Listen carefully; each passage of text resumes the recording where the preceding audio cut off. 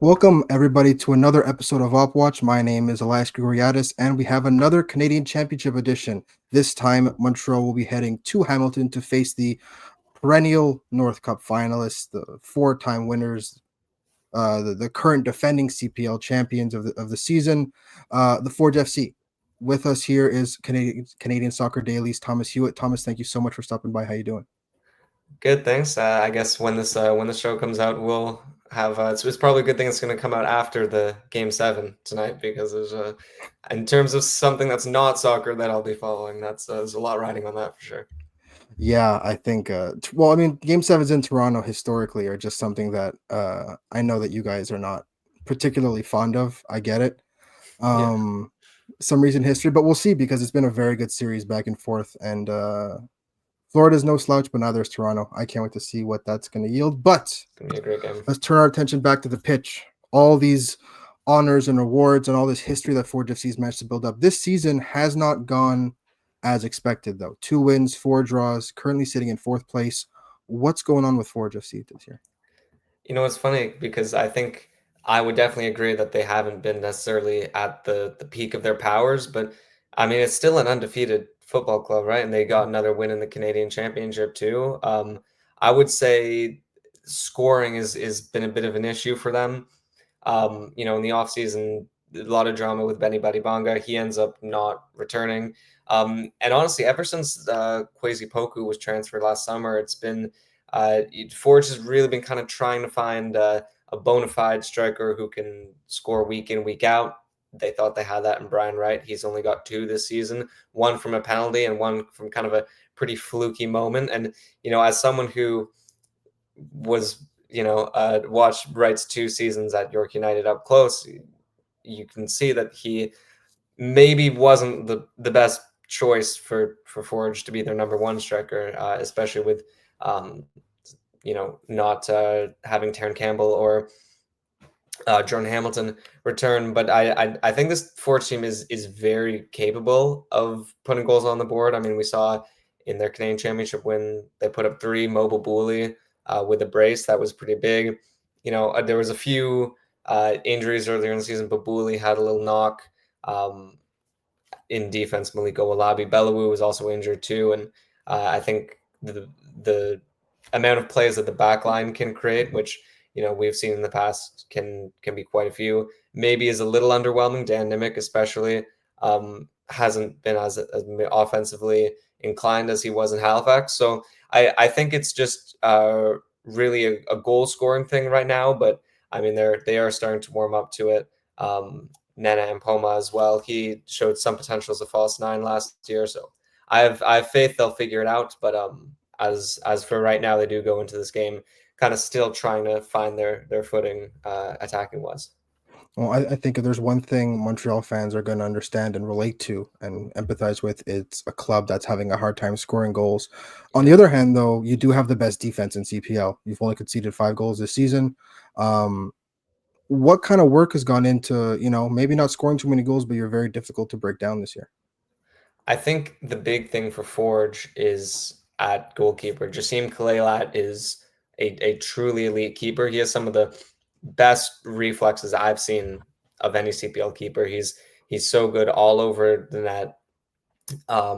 And ultimately, when you got Alex Ashinioti Johnson at center back, shutting down opponents in the box. Forge is very difficult to break down. Nimic has really added to that. As I said, when Olabi Belawu comes back to full fitness, he'll be in there. Rezart Rama, very tenacious player, very difficult to go down the left wing and create chances for any opponent, just because Rama can really get under your skin.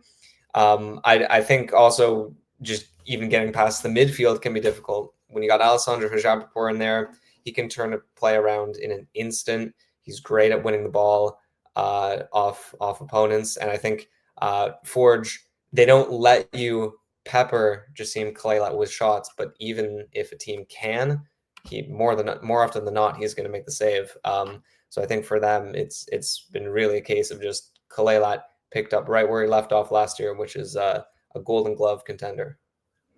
Yeah, I think that I mean Forge is always manage both sides of the ball incredibly well. I think that's one of the main reasons that they've become so adept at beating MLS teams. I think they're probably the best CPL team that's made a habit of it. Yeah, we're gonna bring it up because it's kind of the elephant in the room with this tie. Last year, Forge FC did eliminate CF Montreal. How much do those departures, and maybe the new arrivals not necessarily fitting in immediately, how much is that going to play into this first leg? And what's the likelihood again of Forge repeating this upset? Um, I I think in terms of some of the players leaving, I think it does have a big impact. I mean, we saw Poku score that goal in Montreal last year that was so critical to Forge, and that was really his breakout game as a striker. Actually, that was so critical to Forge. Moving on, I do think kind of not having as mobile a striker might hurt, and I think based on yesterday, a guy like Joel Waterman will definitely have a fire lit under him to play very well. Obviously, he had a great game against TFC in the first round of the Canadian Championship. So I do think Forge does still have a very good chance with the guys they brought in. I think if anything, a game against an MLS team is going to light a fire under them. Um, Mobile Bully obviously used to play for Forge, and so he played so well in some of those CONCACAF games. Like he's no stranger to games with big magnitude. Right, not as much, but I do think that he's going to recognize this as a very big opportunity. These two legs. Um, I think Bobby Smirniotis will be confident because I think for the longest time, it was a case of CF Montreal was just the hurdle they could never jump over for quite a few years. They did it once, and I think seeing some of Montreal's form this year, the Forge can feel very confident that they can do it again. I mean, you still got guys like Ojapor, Kyle Becker, Tristan Borges, who Tristan Borges is he's played well this season, statistically speaking, not as effective as maybe we thought, but I think with Borges, Chouanier, David Chouanier, still in the team. These are guys who now that they have done it, I think that's going to be so much easier for them to do it again, especially over two legs, which was the same manner they beat Montreal in last year. Yeah, it's kind of sad for me because this is, I mean, for most Montreal fans, because this is the first year where Forge FC versus CF Montreal, which has become almost like a yearly tradition, is not Yeah, the Schwanier Bowl yeah. with Metro Schwanier off in Switzerland. But I want to talk to you about Bobby Smirnotti specifically because, again, he is, at this point, I feel like he is the one constant, not just in for Forge, but in CPL. And he's kind of figured out how to elevate this team, especially in the Canadian Championship. From a tactical perspective, what can we expect uh, from him and from his staff on Tuesday? Because, again, he loves playing his style of football, and he has repeatedly said and shown that he's not intimidated by the stature of MLS clubs. He kind of goes there and he plays his game.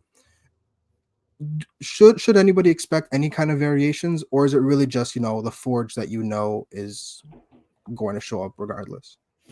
I think it's going to be the latter. I think Bobby is definitely going to. I mean, he approaches kind of every game the same. It's a very kind of rinse and repeat style, and it works so well. I mean, we saw some teams in the first round of Canadian Championships sort of have a bit of a rotation, but he didn't. He kept all his main guys out there. I think you will see the same cast of characters on the Forge side that are usually there week in week out.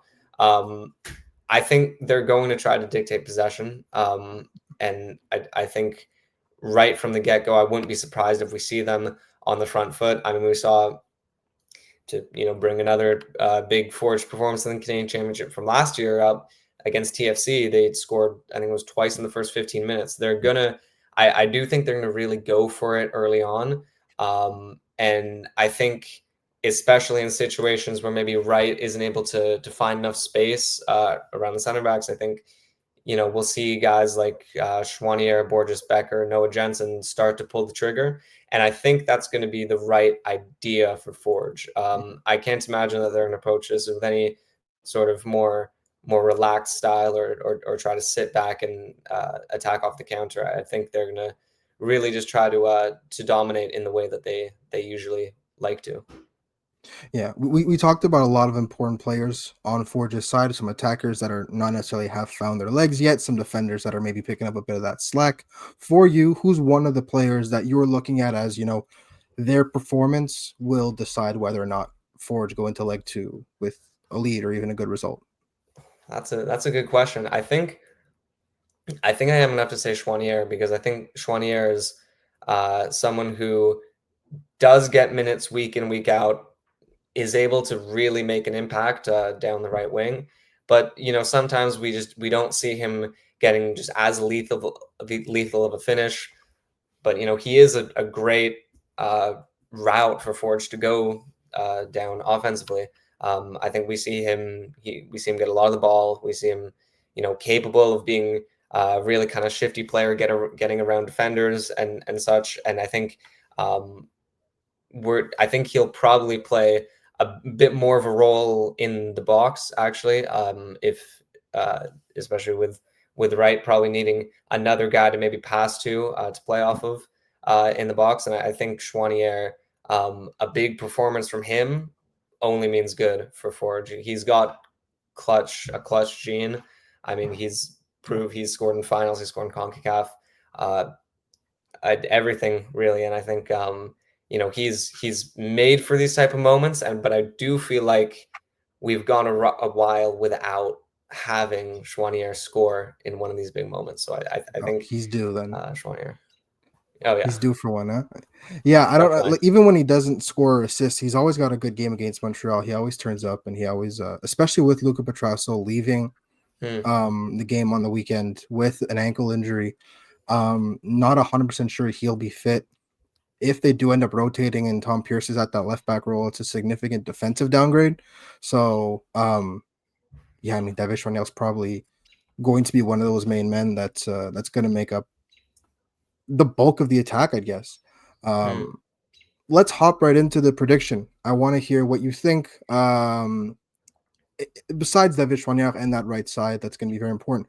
Where's the game going to be decided? What part of the field? Is there a specific matchup that Forge will be looking at and saying this has to work, and we're going to have to kill Montreal in this part?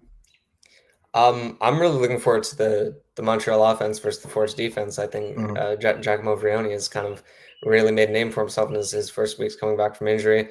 Kane Clark, I mean, correct me if I'm wrong, but I feel like he hasn't kind of been as much of a presence or a No. game deciding factor as last year, but he's still a great talent. So I think uh, that kind of Clark against Hijab Rapport slash Nimic, and then Vrioni against the Shinny Johnson will be key. I mean, uh, Vrioni I think is a great striker to kind of like break the line with, and Shinny Johnson is going to have to stick with him. And on those set pieces too, will be pretty crucial. I think Forge good set piece team. I think they'll that could be the root of a very decisive moment. Mhm. I do think Forge can win this tie, and reverse. I think it could be actually the reverse of last year, where they drew in Hamilton, won in Montreal. I think this year they actually will be able to win in Hamilton, and then see out a draw in at Stade Saputo that can send them through. That's very interesting. Again, set pieces. Montreal famously terrible at defending them. They're a bit better this year, but still, it's always dubious whenever there's a corner or an Mm, advance free kick. So I'm very interested to see that matchup again, especially if George Campbell, who's probably their best player in the air, is not available again. Yeah, the injury list for Montreal is growing, so I think this could be coming at a pretty opportunistic time for Forge. I do definitely. think that Forge is probably going to be the more positive of the two teams. I mean, Montreal just came off a 3-game week, and a Yeah. really depressing end to that 3-game week, despite how good the start of it was. Um, and I think just mentally and physically, a lot of these players have not been rotated. So you're either going to be looking at a heavily rotated squad or a very tired squad. Either way, I think that Forge definitely going to have the onus in the first leg. I could see them eking out a win. I think it's going to end up a draw. I think Montreal's probably going to hang on for dear life, which Mm, is kind of yeah. ironic given the standing of the two teams and the leagues they're in. I think Montreal is going to come out and just try and hold down the fort and make sure they get any kind of result to bring back to Montreal. But I'll go with a draw, just so we a little bit of Yeah. a difference between our predictions. But yeah, I'm very excited for this because I think again, Forge, right? They've got this kind of mode they switch on the Canadian Championship, regardless of Yeah. their form in the league. They always show up, especially at home. Yeah, I can't wait for this, especially some of these matchups. Thomas, thank you so much for coming. It's no problem. Thank you Thanks so for much having me. for taking the time. Let the good people of Montreal and all the listeners, let them know where they can find you. What have you got going on now? Thank you. I'm a writer at a Canadian Soccer Daily and Waking the Red. So it's CanadianSoccerDaily.com, WakingTheRed.com. You can find me on Twitter at ThomasHewitt22 and Blue Sky, ThomasHewitt.bsky.social, I think it is. So yeah. Again, thank you so much for taking the time, and yeah, we'll see how this game plays out. But of course, as always, may the best team win. Thanks for having me.